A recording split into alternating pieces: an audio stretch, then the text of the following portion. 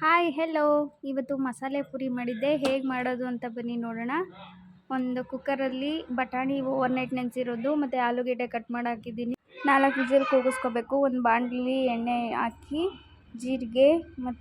ಜೀರಿಗೆ ಚಕ್ಕೆ ಲವಂಗ ಹಾಕಿ ಮತ್ತು ಕಟ್ ಮಾಡಿರೋ ಈರುಳ್ಳಿ, ಸ್ವಲ್ಪ ಹಸಿಮೆಣಸಿನ್ಕಾಯಿ ಒಂದೆರಡು ಮತ್ತು ಟೊಮೊಟೊ ಚೆನ್ನಾಗಿ ಬಾಡಿಸ್ಕೋಬೇಕು.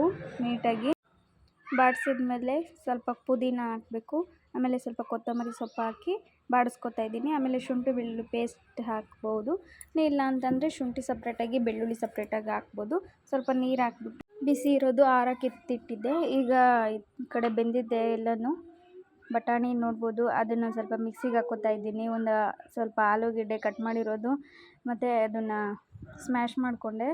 ಈ ಕಡೆ ಎಲ್ಲ ಆರಕ್ಕಿಟ್ಟಿರೋದನ್ನು ಗ್ರೈಂಡ್ ಮಾಡಿಕೊಂಡು ಅದೇ ಬಾಣಲಿಗೆ ಹಾಕಿ ಕುದಿಸ್ಕೊತಾ ಇದ್ದೀನಿ. ಉಪ್ಪು, ಗರಂ ಮಸಾಲ, ಚಾಟ್ ಮಸಾಲ, ಧನಿಯಾ ಪುಡಿ ಮತ್ತು ಖಾರದ ಪುಡಿ, ಸ್ವಲ್ಪ ಬ್ಲ್ಯಾಕ್ ಪೆಪ್ಪರ್ ಪೌಡರು ಹಾಕಿ ಎಲ್ಲ ಸರ್ವ್ ಮಾಡಿಕೊಂಡ್ರೆ ಪ್ಲೇಟ್ಗೆ ರೆಡಿ ಆಯಿತು ಮಸಾಲೆ ಪೂರಿ.